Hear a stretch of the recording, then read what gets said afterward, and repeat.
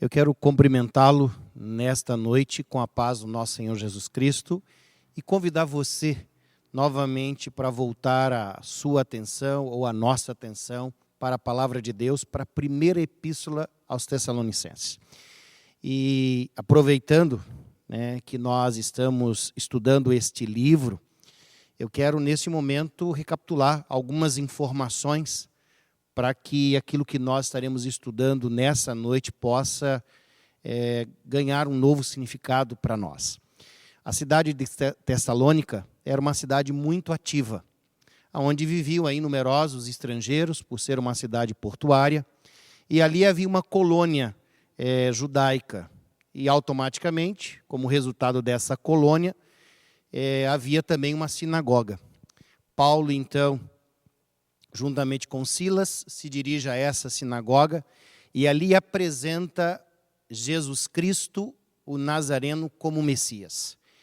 E essa mensagem alcançou o coração e ganhou um significado, principalmente para as pessoas que haviam abraçado a fé judaica. Todavia, os líderes judeus, eles, contrariados com a nova orientação, eles ficaram furiosos e eles, então, fizeram uma acusação muito séria contra o apóstolo Paulo e Silas.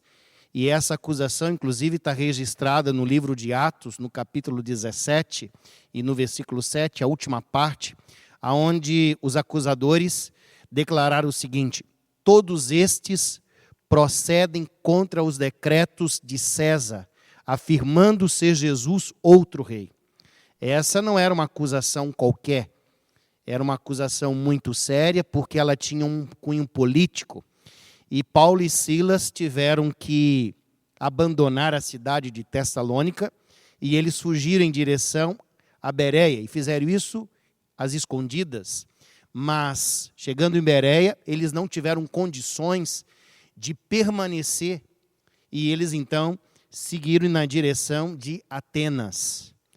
E o coração de Paulo ficou muito inquieto com toda essa situação, porque ele sabia que agora essa jovem comunidade cristã, eu poderia dizer assim, essa nova comunidade em Cristo Jesus, eles enfrentariam provações, perseguições.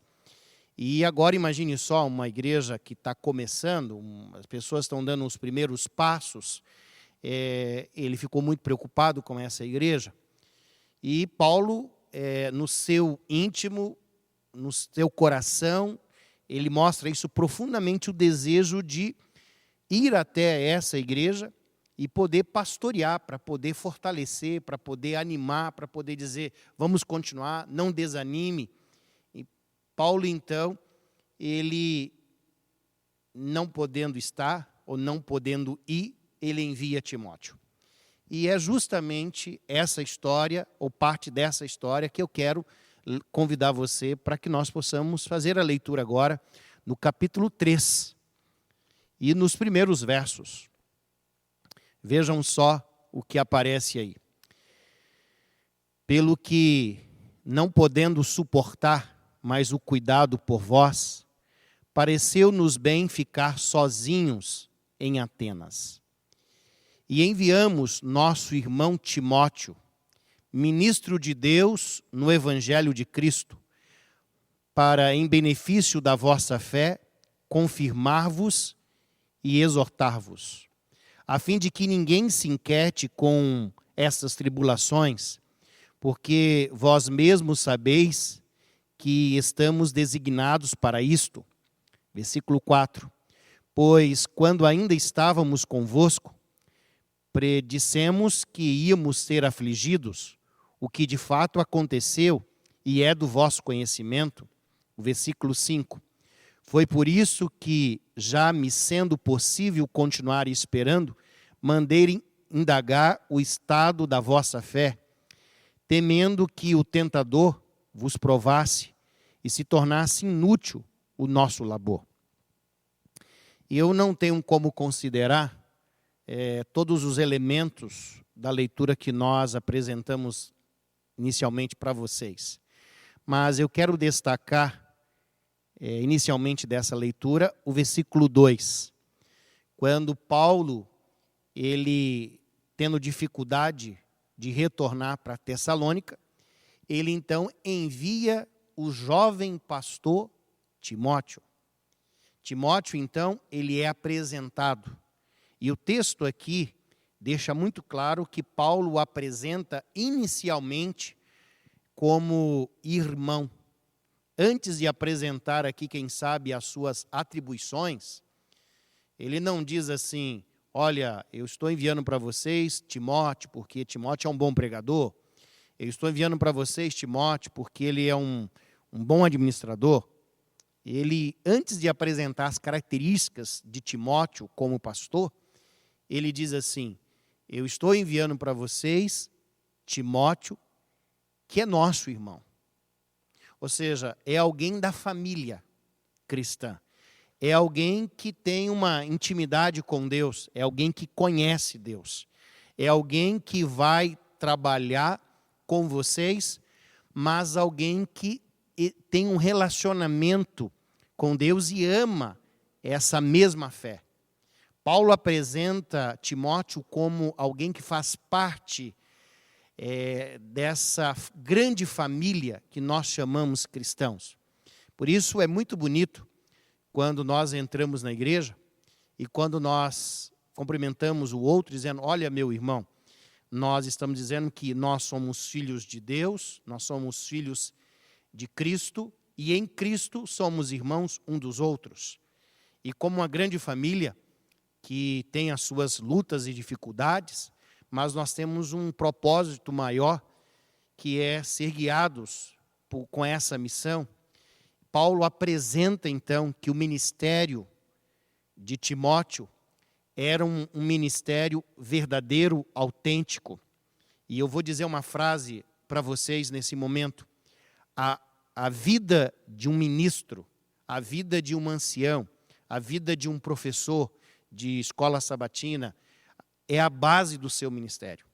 Ou seja, nós devemos viver o ministério. Nós não devemos viver somente o evangelho dentro da igreja, mas fora das paredes da igreja. E é lá que nós realmente devemos viver o evangelho, é ser sal da terra. Paulo, é claro que depois dessa pequena introdução, de apresentar aqui Timóteo como irmão, ele também aqui começa agora a citar as características de Timóteo como pastor. E no versículo 2, nós encontramos ali uma expressão onde Paulo o chama de ministro de Deus. E eu tive a curiosidade de realmente verificar no original, no texto grego, qual era a expressão para ministro. Já que a lição da escola sabatina nos está dando várias dicas a respeito disso. E no momento em que eu fui pesquisar ali, eu descobri que a palavra ministro ali, no original, é a palavra diácono. E aí eu fiquei em dúvida, mas por que diácono? Não teria um outro nome, uma outra expressão que poderia ser utilizada para ministro?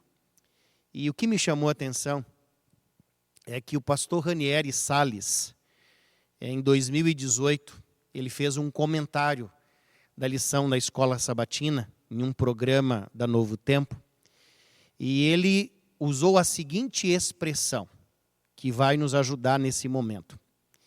Ele diz assim: na igreja é uma contradição usar o termo liderança servidora, porque não encontramos no Novo Testamento nenhuma figura, metáfora ou indicação de que existisse funções de liderança.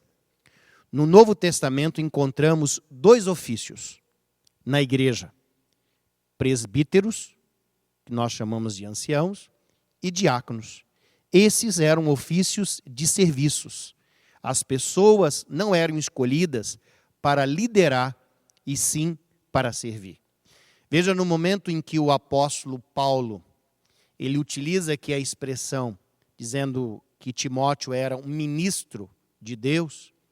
Ele está dizendo que Timóteo estava sendo enviado para pastorear a igreja, mas a sua atitude, o seu comportamento, a sua posição, não é a posição de um líder que vai para guiar, que vai para dizer, temos que fazer assim, temos que fazer dessa maneira.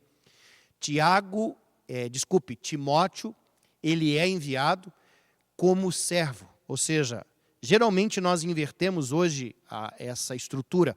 Nós geralmente olhamos para a igreja e os membros da igreja aqui e olhamos o pastor como alguém que está num nível superior de liderança. E Paulo está invertendo isso. Está dizendo que aqui está a igreja e abaixo da igreja, como servo da igreja, está Timóteo, que é um ministro de Deus. Isso faz muita diferença, principalmente com relação a todo o papel do Novo Testamento, que não existe nenhuma identificação com esse tipo de liderança, mesmo que a gente tente corrigir dizendo liderança servidora. O que existe é o papel do presbítero, do ancião, e o papel do diácono, que são ofícios da igreja cristã que estão ali para apoiar, estão ali para servir a comunidade. Timóteo é enviado a esta comunidade com esse viés. Mas o interessante é que Paulo, no momento em que ele envia Timóteo, ele usa, ainda no versículo 2, um par de expressões que diz assim: Timóteo é enviado para encorajar e para exortar. Timóteo realmente foi enviado porque aquela igreja, aquela comunidade, estava passando por tribulações, por dificuldades. E esta igreja foi atacada diretamente pelo tentador, pelo inimigo. Primeiro, essa igreja foi atacada porque foi espalhado várias mentiras a respeito de Paulo, né? Que Paulo não era um aproveitador, que Paulo não era um verdadeiro pregador de Cristo Jesus. Atacou também não só a figura de Paulo, que era a figura, poderia dizer, do fundador da igreja, mas atacou também a fé das pessoas, restringindo a vida das pessoas em função do nome de Cristo. As pessoas perderam o emprego, as pessoas tiveram um afastamento, um abandono dos familiares. Houve também nessa igreja agressão física. Pessoas foram lançadas nas prisões, foram agredidas fisicamente, quem sabe com pedradas ou algo parecido. E, ao mesmo tempo, a igreja, essa comunidade jovem, ela enfrentou ali a lei e a autoridade civil do Estado, agindo contra essa nova fé. Então, Timóteo é enviado para dar suporte, para ajudar essa comunidade a crescer. E eu digo para vocês o seguinte: nós precisamos compreender que esse é o papel do ancião, esse é o papel do pastor, esse é o verdadeiro papel daquelas pessoas que hoje nós chamamos liderança. Nós estamos na igreja para servir. Essa é a nossa posição. Mas, diante disso, diante desse envio, Paulo agora recebe Timóteo. Vejam os versículos 6 em diante. Eu quero convidar você agora para o versículo 6 até o versículo 8. O texto diz assim: agora, porém, com o regresso de Timóteo, vindo do vosso meio, trazendo-nos boas notícias da vossa fé, do vosso amor, e ainda de que sempre guardais grata lembrança de nós, desejando muito ver-nos, como aliás também nós a vós outros. Versículo 7. Sim, irmãos, por isso somos consolados acerca de vós, pela vossa fé, apesar de todas as nossas privações e tribulação. E o versículo 8, que é o verso central deste capítulo, diz assim: porque agora vivemos, se é que estáis firmados no Senhor. Quando Paulo recebeu o retorno da ida de Timóteo, prestando ali um relatório sobre o que ele encontrou, como estava agindo a igreja. Claro que algumas dificuldades existiam, e uma delas eram algumas pessoas que não compreenderam muito bem a mensagem a respeito, ou o ensinamento a respeito da volta de Jesus. Algumas pessoas ficaram confusas, ou meio que se aproveitando desse ensinamento para não trabalhar. Mas isso é um assunto que nós iremos trabalhar com vocês no futuro. Mas Paulo aqui recebe esse relatório de Timóteo e ele fica muito feliz, porque as notícias são maravilhosas, porque essa igreja é jovem, mas essa igreja está passando por dificuldade, mas eles estão unidos. Essa igreja, em lugar de desanimar, espalhar, por exemplo, os irmãos em vários lugares, não, uniu essa igreja e eles estavam mais prontos e mais fiéis do que antes. Sabe, eu recebi essa semana uma notícia muito, muito importante. Eu, ao conversar com um amigo, pastor, ele faz parte aí desta equipe que lidera a igreja, ele disse que o seu estado é um estado que está enfrentando muito essa questão da epidemia, do Covid. E eu estou me referindo ao estado de Manaus, né, ao estado do Amazonas, e a cidade ali de Manaus. E o pastor disse que, um determinado dia, ele recebeu na associação um irmão que veio lá do interior. E esse irmão veio para trazer o seu dízimo, que há alguns meses estava guardado. E o irmão trouxe ali um valor, foi registrado no caixa da associação, da igreja. E logo depois que o irmão fez a devolução do dízimo, o irmão então foi atendido pela assistência social adventista. E ele trouxe o dízimo e ele estava levando algumas cestas de alimento para a sua família. E aquele pastor, ao conversar comigo, ele disse o seguinte, que ele ficou impressionado com a fidelidade desse irmão. E realmente é algo assim da gente olhar, parar e pensar. Eu não estou falando aqui da questão do valor, né, mas da fidelidade da pessoa. Você já imaginou um indivíduo um membro de igreja, que tem restrições, dificuldades em casa, ele agora então é fiel a Deus, e ele volta, deixa o dízimo, mas volta para sua casa levando cestas de alimento? Olha, nós realmente precisamos repensar muita coisa com a nossa vida, a maneira como nós estávamos vivendo ou estamos ainda vivendo. A prioridade que alguns membros da igreja têm na obra de Deus e na fidelidade a Deus. Esta igreja em Tessalônica, apesar das dificuldades, das lutas, da perseguição, essa igreja estava sendo muito fiel. O que gera maior desgaste para nós, pastores, não são as adversidades, né? Ou seja, os problemas externos. Mas o que mais gera dificuldade para nós são as dificuldades internas, os desgastes, as lutas, as brigas, os desentendimentos, os conflitos. Queridos, nós precisamos compreender que esta igreja, vivendo dias difíceis, eles estavam sendo fiéis a Deus. E eu sei que isso está acontecendo em muitos lares. E eu posso afirmar para vocês que diante da fidelidade de cada membro da igreja, da fidelidade do povo de Deus, Deus vai continuar derramando e abrindo, quem sabe, bênçãos sem medidas para derramar sobre o teu povo. Existe um texto que resume bem isso, que diz, provai e vede. Ou seja, nós temos que ser fiéis a Deus e ter a certeza de que nós estaremos vendo as bênçãos de Deus na nossa vida. Paulo recebeu essas notícias e depois dessas informações maravilhosas, de relatos, coisas que animaram a fé do apóstolo, eu quero convidar você então agora para a última parte desse texto.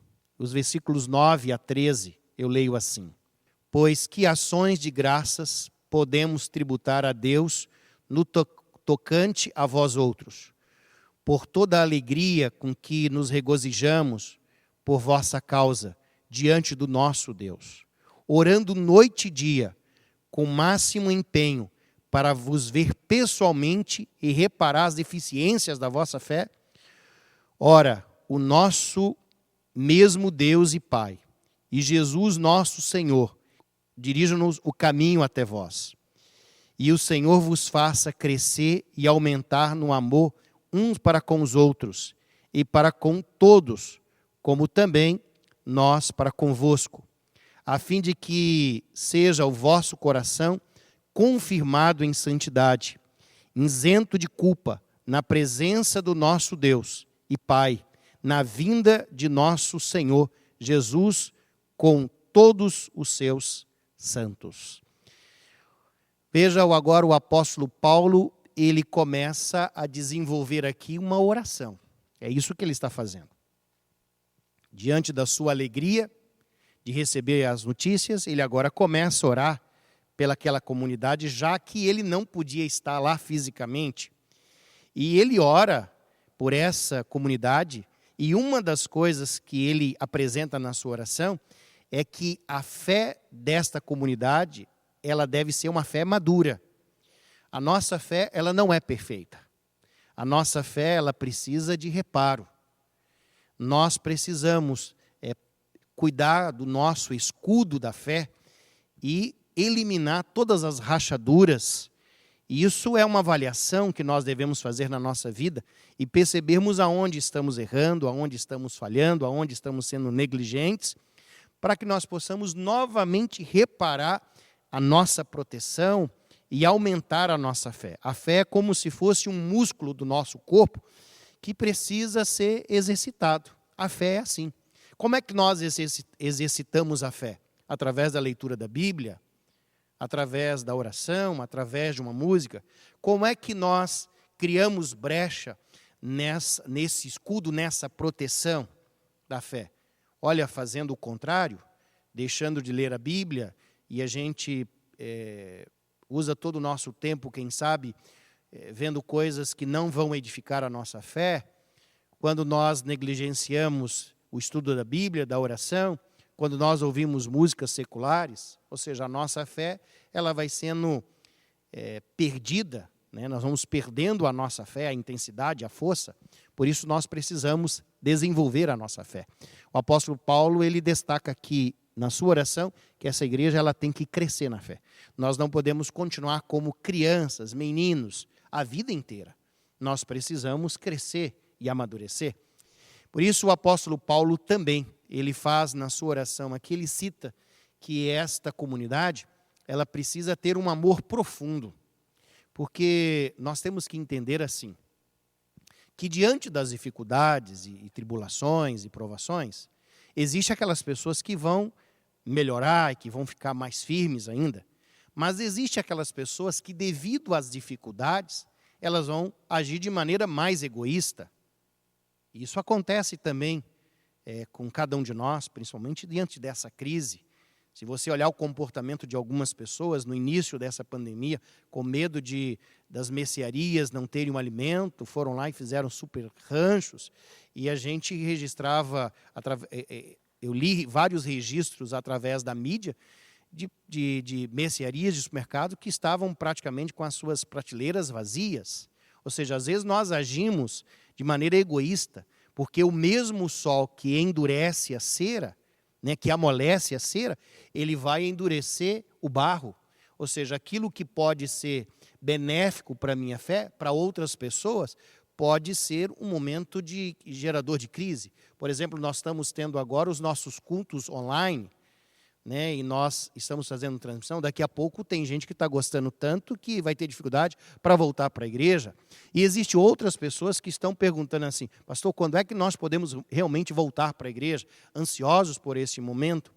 Ou seja, Nós devemos, cada um de nós, fazemos uma leitura desse período de crise, mas o apóstolo Paulo coloca para nós que nós devemos ter um amor profundo. E esse amor profundo de respeito pelo outro, sabe? É muito fácil você amar os iguais, aquelas pessoas que são bondosas contigo. Mas o difícil é amar os inimigos, aqueles que perseguem, aqueles que têm dificuldade, que têm uma opção de gênero diferente da sua, que têm uma cor diferente, que têm uma raça diferente, que têm uma outra religião. Paulo está dizendo que nós temos que amar. E esse amor deve ser profundo.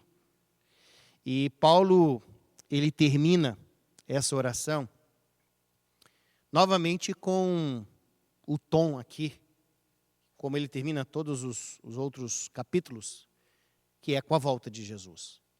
Mas aqui ele coloca um aspecto fundamental. Ele diz que essa igreja, que essa comunidade, ela deve ser uma igreja que deve buscar a santidade. A palavra santidade é uma palavra que ela é utilizada geralmente no contexto bíblico para referir-se a objetos, né? Esse púlpito, esse microfone, né? Então, a palavra santidade quer dizer que esse microfone ele está sendo separado para uma função específica. Esse púlpito ele é separado para o uso da pregação da palavra de Deus. Ou seja, existe um momento em que você separa este móvel para ser utilizado para Deus. E o que o apóstolo Paulo está dizendo aqui, quando ele fala de santidade, ele está dizendo para nós que o cristão, ele também deve ser alguém separado. Alguém que está nesse mundo, alguém que vive nesse mundo, alguém que trabalha, alguém que compra, alguém que paga os seus impostos, mas a nossa vida é uma vida de uma pessoa separada do mundo. Separada no sentido porque nós nos identificamos com a obra de Deus. Nós estamos vivendo bem perto da volta de Jesus. E com esse sentimento da volta de Jesus, a nossa vida é uma vida diferente. As nossas atitudes são atitudes diferentes. A maneira como nós investimos o nosso dinheiro é de maneira diferente. Ou seja, nós pensamos, nós agimos em função da volta de Jesus. Santidade não tem a ver com isolamento, né? John Wesley, ele chegou a dizer o seguinte, que não existe santidade fora de uma sociedade, ou seja, dessa ação social. Não tem como eu ser santo como os essênios, na época de Cristo, ou antes de Cristo, que se isolaram e que iam até a cidade somente para fazer as suas compras e rapidamente voltavam. Eles até fizeram coisas positivas, como construir uma biblioteca, fizeram a conservação de vários textos bíblicos, mas não é o estilo de vida que Deus coloca para nós. Deus está convidando você para viver em santidade, mas dentro deste mundo de pecado, para que eu e você possamos representar e apresentar a pessoa de Cristo e o modelo de Cristo. A maneira como nós vivemos nesse mundo acaba sendo uma mensagem silenciosa de que Jesus vai voltar. Se você olhar para o Antigo Testamento, Abraão, ele viveu no meio dos cananeus de maneira pacífica. Um homem com recursos, mas um homem que não fazia questão de guerrear, de se impor.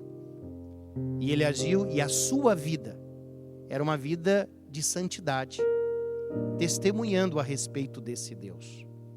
E esse é o convite que Deus faz para nós.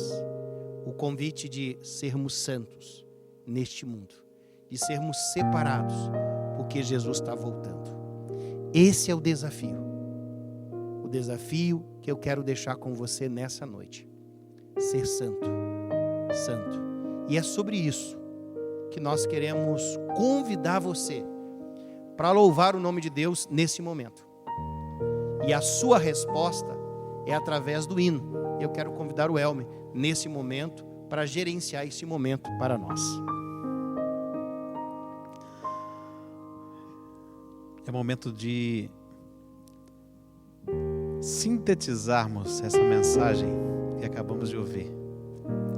As palavras do hino de número 282 do nosso cenário, elas salientam essa série de coisas que fazem parte dessa vida de santificação. Tudo o que foi falado agora é momento de eu e você refletirmos cantando. E eu convido a você agora a cantar, a refletir e a responder. Vamos juntos? Tempo de ser santo, tu deves tomar, ter vida em teu mestre, seu livro estudar, ser junto ao seu povo, luz sempre a brilhar, e aos necessitados ir para salvar. Tempo de ser puro, tu deves achar, sempre a sós orando, com Cristo ficar. Teus olhos bem fitos, ver no Salvador, por tua conduta, dar provas de amor. Tempo de ser forte, tu deves buscar, o Mestre seguindo, por onde guiar, em gozo ou tristeza, sempre obedecer, da fonte divina, sem nunca esquecer. Tempo de ser útil, tu deves guardar, muito calmo nas lutas, em Deus confiar, ter para os aflitos voz e atos de amor, sim, mais semelhante, ser ao Salvador. Amém. Querido Deus, obrigado, Senhor, por esse convite que está sendo feito para nós nesta noite, de sermos mais semelhantes a Cristo Jesus, de ser a voz para aqueles que estão passando por aflições, de ser o apoio para aqueles que estão diante de situações de injustiça, de ser o amparo para aquele que precisa de uma mão forte e de um apoio nesse momento. Ou seja, a santidade não tem a ver com isolamento, com distanciamento, mas tem a ver com esta vida que reproduz o caráter de Cristo aqui nessa terra. Esse é um desafio muito grande, porque é o desafio de apresentar Jesus Cristo na minha família, no lugar onde eu trabalho, na sociedade aonde eu estou vivendo. E eu sei que esse desafio nós só iremos conseguir realmente demonstrar Cristo com o auxílio do Espírito Santo. Por isso, Senhor, nos qualifique como teu instrumento, nos habilite como um verdadeiro instrumento de Deus para a salvação das pessoas. Que cada pessoa que se aproximar de mim, que cada pessoa que conversar comigo, possa estar diante de alguém que reproduz e replica o amor de Cristo Jesus. Nós suplicamos as tuas bênçãos, Senhor, não que haja em nós merecimento algum, mas estamos confiantes no sacrossanto nome do Senhor Jesus. Amém.